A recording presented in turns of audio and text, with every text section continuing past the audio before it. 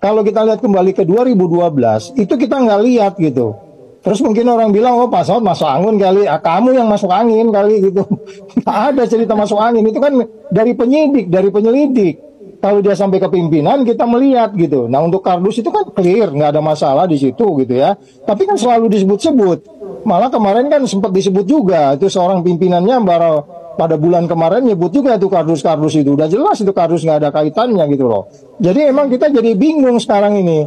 Jadi kalau kemudian kita bertanya ini nggak ada politisasi, kita sangat naif banget kalau kita bilang ini nggak kaitan dengan politik.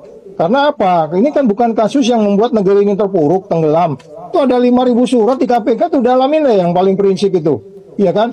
Ini kita mencari pemimpin republik ini bukan main-main. Sampai terus kemudian kalau kita bisa buktikan, oke, di hold dulu, nah, baru nanti gitu. Lain hal kalau di tengah campaign gitu ya, kemudian ada kecurangan-kecurangan di negara maju juga itu nggak boleh gitu. Ini kan nggak baru mau seleksi, udah diributin. Gimana nanti kalau udah campaign ini nggak ngerti saya nih noise-nya kayak gimana nih. Makanya saya bilang ini harus dilawan, nggak boleh, jangan dibiasakan kayak begini. Assalamualaikum warahmatullahi wabarakatuh.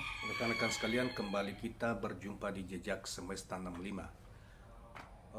Saya berharap bahwa kita semua dalam keadaan sehat walafiat, selalu dalam lindungan Tuhan Yang Maha Kuasa. Kawan-kawan sekalian, pada kesempatan yang baik ini saya ingin mengulas satu tema terkait dengan masalah bacawa pres Gus Imin atau Muhaimin Iskandar, Ketua Umum PKB, setelah dideklarasikan beberapa waktu yang lalu bersama Anies Rashid Baswedan sebagai capres dan cawapresnya Pak Imin di Surabaya, di kota Surabaya. Banyak sekali kemudian bermunculan tudingan, walaupun soal ini analisa soal rencana pemeriksaan Cak Imin dalam kasus ketika beliau menjadi menteri 12 tahun yang lalu di KPK oleh KPK, itu kita sudah kritis, kita sudah muat analisa dari atau pandangan dari seorang aktivis kritikus Faisal Assegaf. Namun fenomena ini, saudara sekalian, rencananya yang banyak disoal orang di media sosial, di media online dan sebagainya, termasuk Partai Nasdem, Gus Coy misalnya, sudah menyoal kemudian ada mantan komisioner KPK yang keras sekali. Sebentar kita akan tampilkan video pendek beliau yang menanggapi soal langkah KPK yang seakan-akan mencari kesalahan Gus Muhaimin. Dan ada peristiwa berikutnya ketika beliau hendak pada kemarin itu harusnya dia sebagai ketua DPR membuka acara MTQ internasional di Kalimantan, ternyata juga batal. Dia sudah sampai di sana, tidak dikasih ruang untuk membukanya, dibatalkan karena menurut informasi Bupati Tanah Bumbu, di mana tempat MTQ itu mendapat tekanan dari berbagai pihak untuk tidak memberi ruang kepada Muhaimin. Tekanan itu bisa saja itu berasal dari para penguasa-penguasa, apakah itu dari gubernur, apakah itu dari tekanan dari orang-orang presiden atau mana, kita tidak tahu. Tapi yang pasti bahwa peristiwa itu digagalkan. Nah, saudara sekalian, yang pertama kita bahas adalah soal kenapa peristiwa 12 tahun yang lalu itu kemudian baru ya awal-awal bulan inilah ketika dia mau dideklarasikan bersama Anies baru mulai diangkat, walaupun dia statusnya diduga diperiksa sebagai saksi ya ketika dia sebagai menteri, tapi anak buah dia, dirjennya sudah ditetapkan sebagai tersangka dan lain sebagainya. Banyak orang menanggapi ini sebagai suatu langkah KPK, brengseknya KPK menggunakan hukum untuk kepentingan politik kelompok tertentu untuk menjegal orang. Dan ini selalu terjadi hampir setiap 5 tahunan menjelang Pilpres, mana KPK membidik orang-orang yang potensial bisa menjadi pemimpin negeri ini, yang mencari-cari merekayasa kasus untuk melaksanakan orderan penguasa, seperti sebagaimana kita tahu misalnya beberapa puluh tahun, sekitar 10 tahun yang lalu juga terjadi pada Ketua Demokrat Anies Rashid Baswedan yang diduga kuat intervensi SBY, dan dramanya luar biasa, dan saya kira filenya sudah ada di media sosial dan sebagainya, bisa dibuka saja tentang, dan akhirnya korbannya Anas Urbaningrum. Nah, ini Caimin lagi sebagai salah satu tokoh yang potensial yang lahir dari anak kandung PKB ya, lahir dari NU, dan beliau juga sebagai seorang cicit dari pendiri Nahdlatul Ulama yang kebetulan tidak diduga berafiliasi dengan pemerintah Jokowi selama 2 periode, Tapi kok tiba-tiba masih juga KPK kalau mau negakkan hukum kan mestinya peristiwa kalau itu ada peristiwa hukumnya di sana, itu kan sudah 12 tahun yang lalu Caimin jadi menteri. Mestinya itu kan kenapa dari kemarin-kemarin, bahkan ada yang mempersoalkan ketika dia bersama Prabowo, koalisi dengan Prabowo, kok kasus ini tidak muncul-muncul. Nanti sudah ada perkembangan bahwa dia akan menjadi cawapresnya Anies. Kasus ini kemudian kemudian dipanggil kemarin.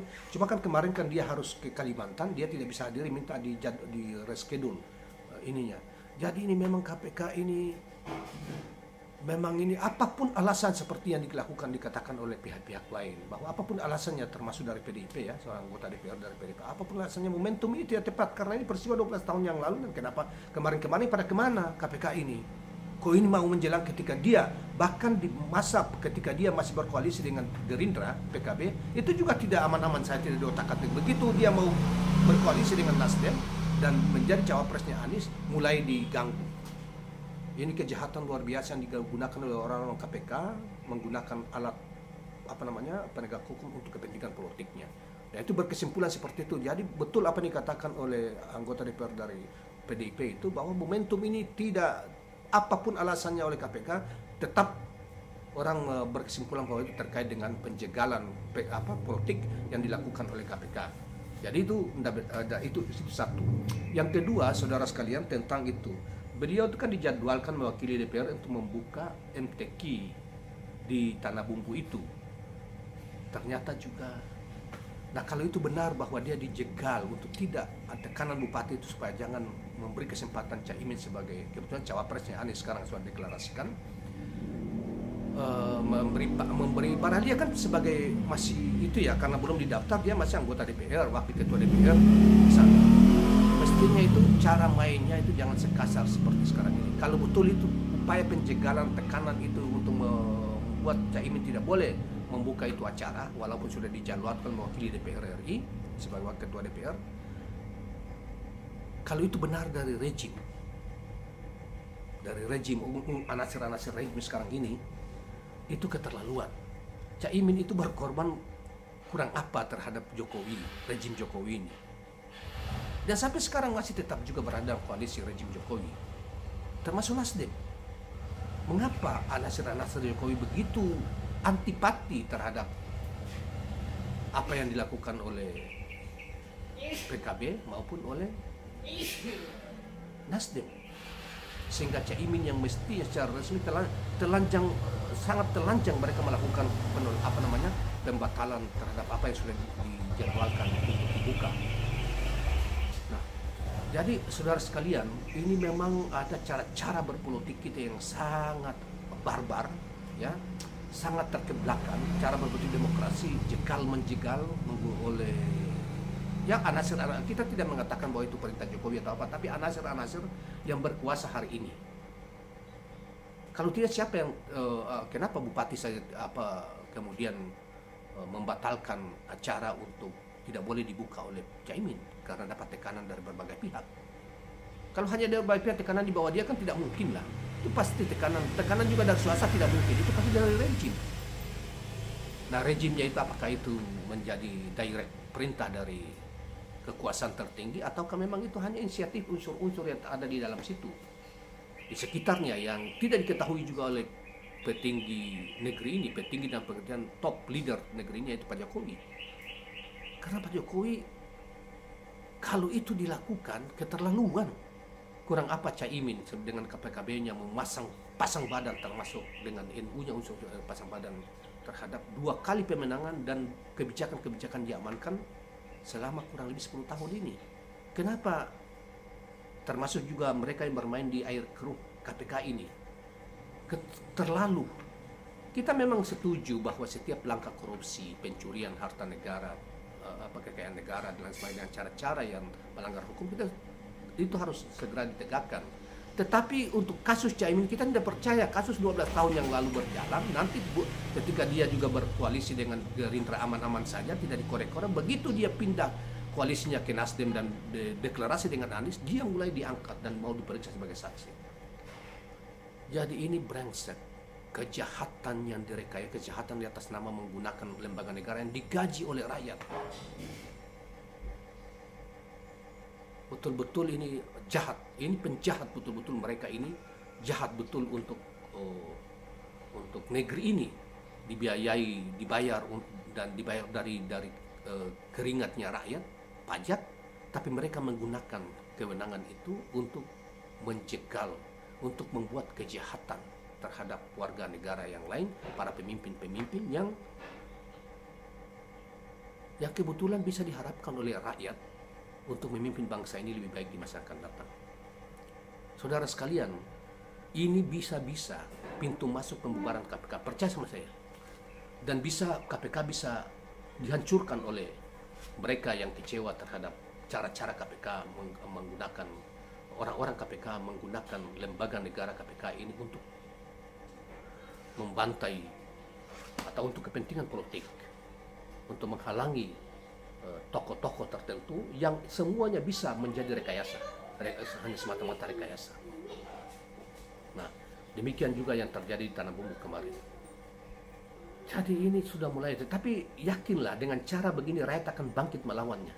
Ini karena kejahatan, maka rakyat akan bangkit melawan cara-cara berpolitik yang dipertontonkan sangat vulgar, melakukan teror kiri kanan, ya. Saya tidak habis pikir, makanya Caimin sudah benar mengambil langkah untuk keluar dari kelompok-kelompok seperti itu yang menggunakan cara-cara koruptif, pencuri uang negara ya di kelompok sana, tapi dilindungi. Kemudian cara-cara politik seperti itu yang sangat merusak tatanan politik demokrasi kita. Dan jadi wajar kalau Caimin kemudian harus keluar sini. Dan ingat bahwa PKB dengan puluhan juta pendukung, termasuk di dalamnya NU, warga NU kultural itu pasti akan bangkit melawan. Dan sekarang sudah mulai, sebentar kita akan perlihatkan video betapa solidnya mereka untuk bersemangat untuk perjuangkan tokoh mereka, dan jangan sampai diganggu. Karena memang itu kalau kita lihatnya kasus Caimin soal di KPK ini pasti ini direkayasa, kan 10-12 tahun yang lalu kemana KPK? Dan ketika kurang lebih 1 tahun lebih dengan Prabowo itu tidak ada korek-korek sedikit pun, nggak ada, seakan-akan Caimin itu anak boneka yang manis. Tapi begitu tidak ada kepastian di Gerindra untuk dicawapreskan oleh Prabowo, dia pindah. Dan itu wajar, itu hak kedaulatan masing-masing partai. Pindah kepada mereka yang lebih pasti bersamanya, yaitu Nasdem, dan dipaketkan dengan Anies Baswedan, baru mulai diotak-atik, direkayasa, dicari-cari. Ini kan kejahatan yang dilakukan oleh KPK ini. Ya saudara sekalian, kita lawan praktek-praktek bernegara dengan model-model kejahatan yang diperlihatkan, intimidasi, diperlihatkan pada dua peristiwa ini, yaitu peristiwa KPK dan peristiwa di Tanah Bumbu, tentang pembukaan yang dijegal, Caimin dijegal sebagai wakil ketua DPR, wakil DPR ke sana dijegal, bayangkan diancam bupatinya. Kan itu demokrasi barbar, penjahat. Negeri ini banyak penjahatnya, para petingginya diurus oleh para penjahat. Ini harus dilawan, tidak bisa didiamkan, sebagaimana dikatakan oleh salah satu komisioner KPK. Ini cara-cara begini, cara-cara tidak benar mengurus negara, ini harus dilawan. Saya setuju tentang pernyataan dari mantan komisioner KPK itu. Demikianlah kawan-kawan sekalian, jangan lupa subscribe, like, dan share channel ini. Assalamualaikum warahmatullahi wabarakatuh. Bismillahirrahmanirrahim.